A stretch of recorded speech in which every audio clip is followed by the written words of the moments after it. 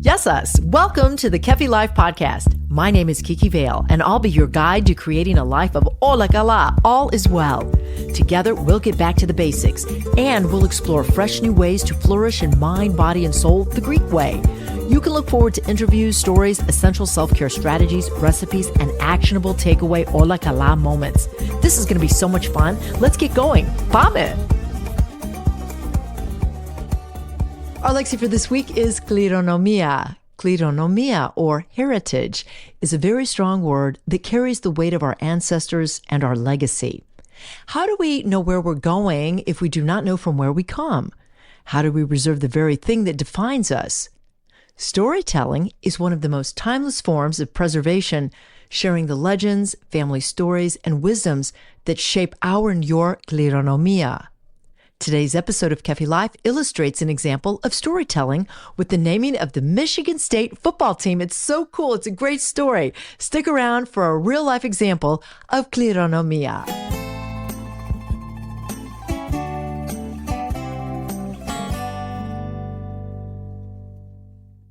What is philotimo? To the Greeks, it meant honor, love, generosity, and giving from the heart. This holiday season, gift with philotimo. Share Kefi Life extra virgin olive oil, a tradition reborn at your table. Find us at kefilife.com. Yes, us, and welcome back to this edition of Kefi Life, the podcast. This is episode 205. Thanks so much for stopping by. You know me, I love to tell stories, and at the same time, I love to tie in personal stories with kernels of wisdom that help us in life. And this does remind me of the sport of football. And football season is back, and with a vengeance. It is, by the way, football, a huge part of my family. My husband played football at Purdue. He went to 2 bowls, and now my son Jimmy plays as well. He just started at Utah State as an Aggie. Aggies all the way. And I am so proud to see how he's dealt with tenacity and adversity. And our family, as a matter of fact, has learned from the sport of football. All of us has, but especially Jimmy, especially Brian. Jimmy had incredible mentors like brothers Jack, Brian, and Matt Allen. They all played D1 football. Some of them went on to the NFL, winning Super Bowl rings. These guys are tough. They're amazing, focused, and they all have something in common. Besides being brothers, they all played at Michigan State. That is so interesting to me, but more on that in a moment. Football and all sports require virtues that mirror life practices. I've always found that so intriguing, how athletics teach us so much about how we should live our lives. And it's very rewarding to see the disciplines and the principles that my son, for example, is picking up that not only help him on the field, but also in everyday living. And one of the most important of those being mental toughness. Mental toughness.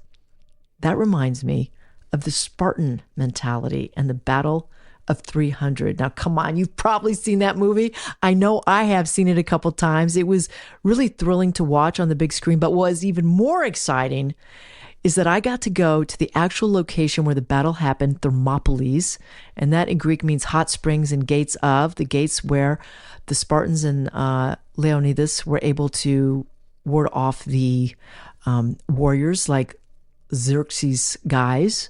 I feel the impact of the history that happened there centuries ago really impacted me. I was very grateful to go. You should put it on your bucket list one time.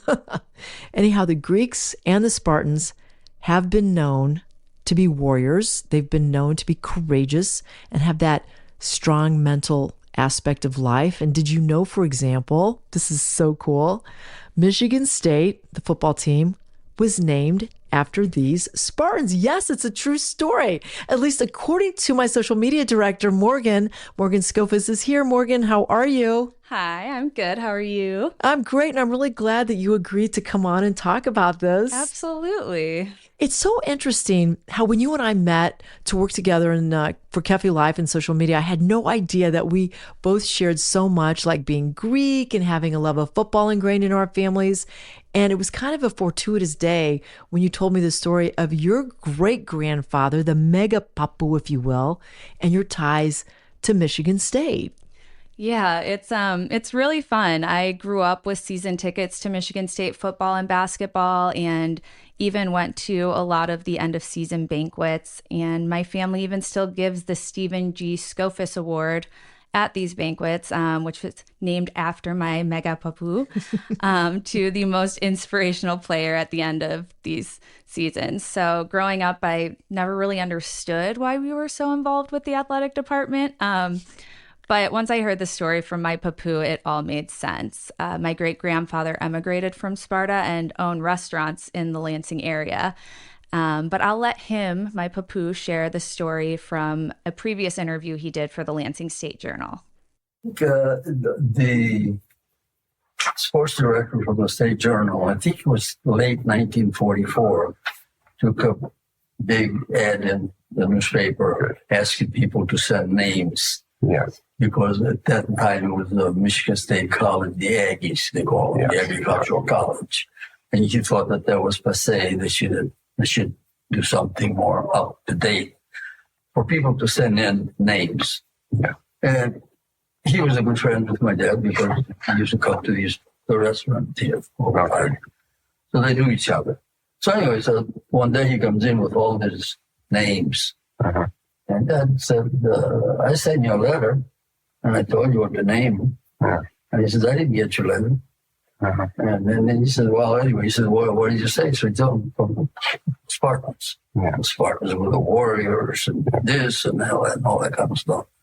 So he came back to his office and told his staff to find out something about the Spartans and all this stuff. So he did. And he came back one day with my dad there, and he says, I think you got the name. I said, but he misspelled the name. Yeah. He showed it when he did spell it S-P-O, or at the Spartans. And my dad says, and Dad told him, you gotta take care of it. He said, that's not the right spelling. So he did. That's what the name became, the Spartans. Because Some reason he was from the area of Spartan, just outside of Spartan, small village. So that's how it started. Morgan, like that is such an inspiring story and one to be so proud of. I'm honored to even hear about this from you. Yeah, it's really, really cool. And my papu actually just turned 97 this past weekend.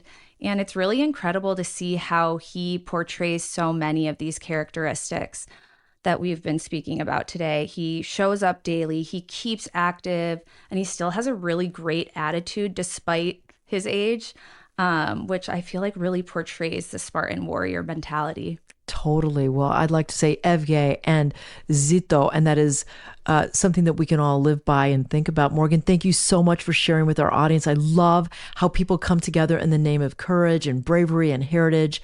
And I just really appreciate you taking the time to share that story with us. Of course. I'd love to share an excerpt from the Spartan Creed now for all the people listening. I want to inspire you to just through reading this beautiful excerpt. Here it is. Here is courage, mankind's finest possession. Here is the noblest prize that a young man can endeavor to win. And it is a good thing in his city and all the people that share with him when a man plants his feet and stands in the foremost spears relentlessly, all thought of foul flight completely forgotten, and has well trained his heart to be steadfast and to endure, and with words encourages the man who is stationed beside him. And it goes on, there's more, but I want to just end with these lines. Thus a man should endeavor to reach this high place of courage with all his heart, and so trying, never be backward in war. Just remember, friends, the battle is won when we decide to persevere valiantly with these virtues. Yamas! Today, I'd like to personally invite you to sign up for my Tuesday newsletter. Why? Because here I will directly communicate with you, sharing additional wellness content and promotions that our team has created for you in mind. I promise not to overload you, only further inspire you. Visit KefiLife.com today, sign up for the Tuesday newsletter, bringing you one step closer to Ola Kala, all is well. Kiki Vale is the founder of Kefi Life. She is passionate about whole person wellness and living a fulfilled life. Her Kefi Life podcast is created to simply and naturally help you harmonize the mind, body, and soul the Greek way. Visit KefiLife.com and check out Kiki Vale on LinkedIn and on Twitter. Join us again next time for more positive energy and inspiration on Kefi Life.